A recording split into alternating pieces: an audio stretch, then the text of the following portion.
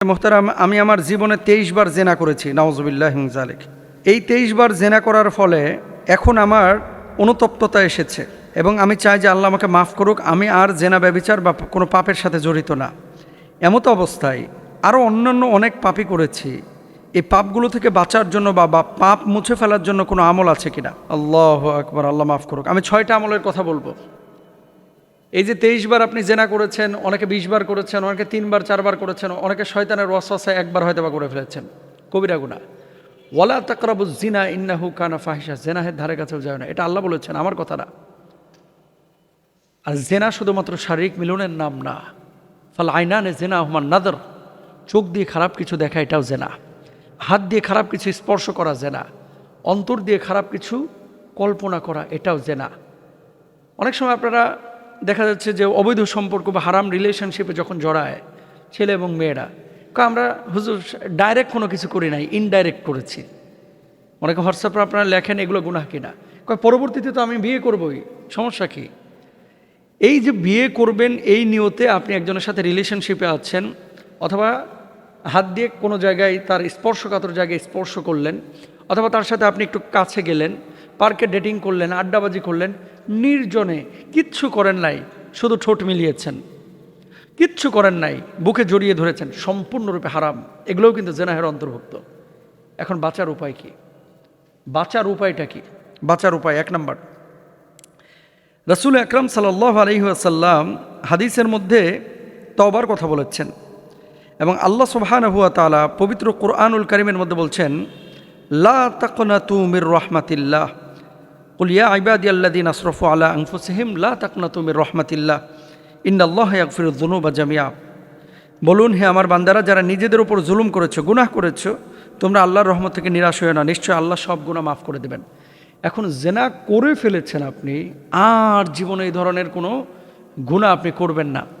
দৃঢ় সংকল্প যদি আপনি করতে পারেন যে আল্লাহ একবার ভুল করে ফেলেছি, মাহবুদ আর জীবনে এই পাপ আমি করব না, এইভাবে যদি আপনি কাম ব্যাক করতে পারেন, আপনি যদি রিটার্ন করতে পারেন, ফিরে আসতে পারেন, আর কখনো জীবন চলে যাবে কিন্তু আমি জেনা করব না, নিঃসন্দেহে আল্লাহ আপনাকে মাফ করবেন ইনশাআল্লাহ। মনে রাখবেন, একজন নর্তকী নারীকে, বুখারীর হাদিস, আল্লাহ সুবহানাহু ওয়া তাআলা মাফ করেছেন রাস্তার একটা কুকুরকে পানি পান করানোর জন্য। তো তাকে যদি আল্লাহ মাফ করে দিতে পারেন একটা কুকুরকে পানি পান করানোর জন্য, আপনি তো নামাজ পড়েন, আপনি তো সৎ জীবনযাপন করেন, আল্লাহ আপনাকেও মাফ করবেন, নিরাশ হবেন না। তবে যদি এই নিয়তে আপনি মাফ চান যে আল্লাহ এবার মাফ করে দিলেন, আবার 2 বছর পর আরেকবার জেনা করে আবার মাফ চেয়ে নেব, এরপর আরেকবার করে আবার মাফ চেয়ে নেব, বিয়ের আগ পর্যন্ত এরকম জেনা করবো আর মাফ চাইতেই থাকবো, ইম্পসিবল। তাহলে কিন্তু আল্লাহ মাফ করবে না, আল্লাহ মাফ করবে না। এই জন্য জেনার পথ বন্ধ করার জন্য বিয়েটাকে সহজ করতে হবে, দ্রুত বিয়ে করে ফেলান। বাপ মা যদি বিয়ে নাও দেয়, বাপ মাকে বারবার বোঝান যে হয় তুমি যদি বিয়ে না দাও, আপনি বুঝায় দেন, কারোর মাধ্যমে মেসেজ পাঠান আপনার বাপকে, আপনার মাকে, যে আমি কিন্তু জেনাহে লিপ্ত হয়ে যাওয়ার আশঙ্কা করছি।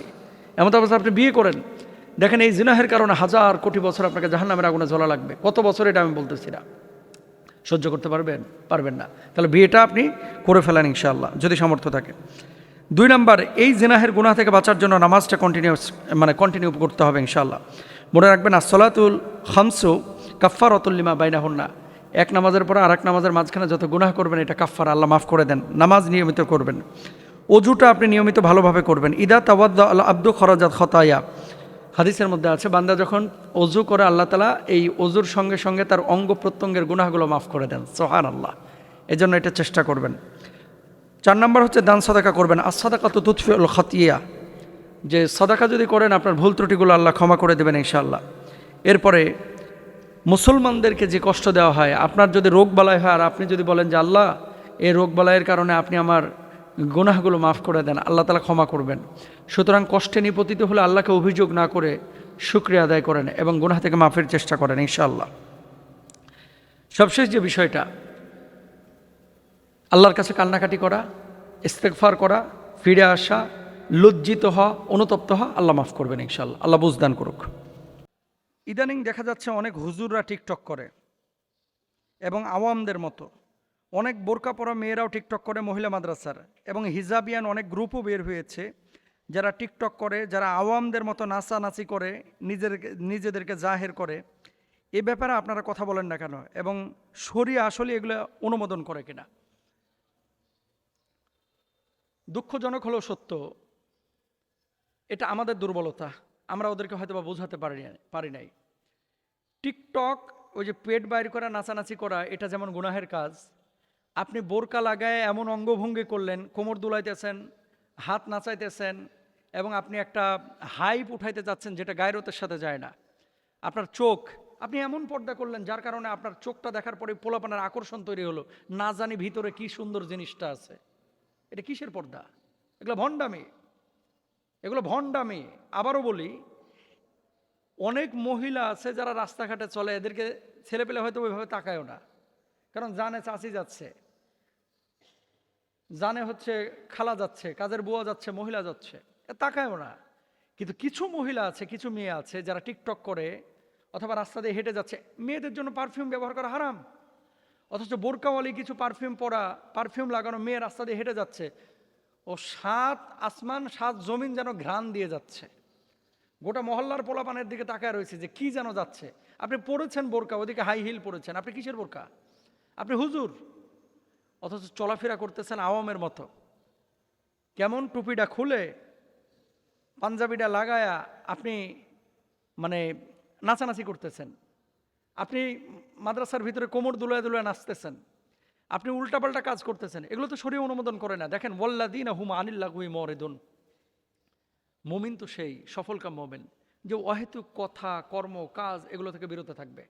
আমি আমার বোনদেরকে বলবো এবং ভাইদেরকে বলবো, যারা এই সমস্ত কাজগুলো করতেছেন, আপনারা, দুঃখজনক হলো সত্য, কাপল ব্লগ নিয়ে আমরা অতীতে অনেক প্রতিবাদ করেছি। ইদানিং দেখা যাচ্ছে অনেক এই কি বলে ইসলামের শুরুতে নিজেদেরকে অনেক কনজারভেটিভ, অনেক ধার্মিক হিসেবে পেশ করে, এরকম কিছু লোক তারা বউ নিয়ে কাপল ব্লগ করতেছে। আমরা কক্সবাজারে কফি খাচ্ছে, তোর বউ নিয়ে তুই কফি খাই দিয়েছিস, আমাদের দেখানোর কি আছে রে ভাই?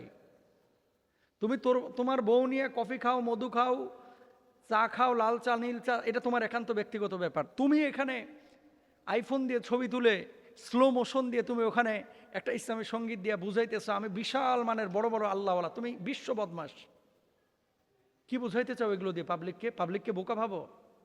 আমি যে কথাটা বলতে চাচ্ছি, ইসলাম মানলে যেভাবে ইসলাম বলা হয়েছে, যেভাবে বলেছে সেভাবে ঢুকেন ভাই। আর যদি না পারেন, উদখুলু ফিস-সিলমি কাফা, পরিপূর্ণভাবে যদি ইসলামের ভিতরে দাখিল হতে না পারেন, ভণ্ডামি প্লিজ করেন না। সাধারণ মানুষ আপনাদের এই সমস্ত জিনিসের কারণে এরা এটাকে ইসলাম মনে করতেছে। বুঝাইতে পারি নাই মনে হয়। গ্রুপের নাম হিজাবিয়ান গ্রুপ। এদের কাম কি? 8 জন মিলে খালি ঘুরে, এখানে যায়, ওখানে যায়, ওখানে যায়, আর খালি স্টাইল করে, ছবি করে, ওই রিলস করে করে বেড়ায়। আপনি কি ইসলামের কি লাভটা করতেছেন? আপনি বলেন যে দিনের কি মেসেজটা আপনি দিচ্ছেন পাবলিকের কাছে? আপনি মনে করতেছেন আপনারা দেখে রুহানি বোরকা করতেছে বা হিজাব করতেছে? না, মেয়েদের কণ্ঠও তো পর্দা, আর আপনি আপনার গায়ের রোগটাকে প্রকাশ করে ফেলছেন। এটা কি হচ্ছেটা কি?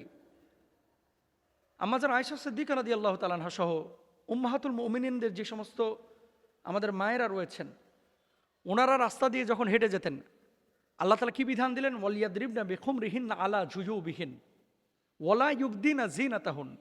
দুইটা বিষয়। এমন মোটা পোশাক মাথার ওপর থেকে পা পর্যন্ত ছড়িয়ে দাও যাতে করে তোমার শারীরিক অবকাঠামো বোঝা না যায়, কোনো আকার আকৃতি বোঝা যাবে না। এখন আপনি এমন আকার আকৃতি, এমনভাবে নিজেকে প্রকাশ করলেন যে আপনার জিনাত, আল্লাহ বললেন কি, তোমরা জাহিলি যুগের মতো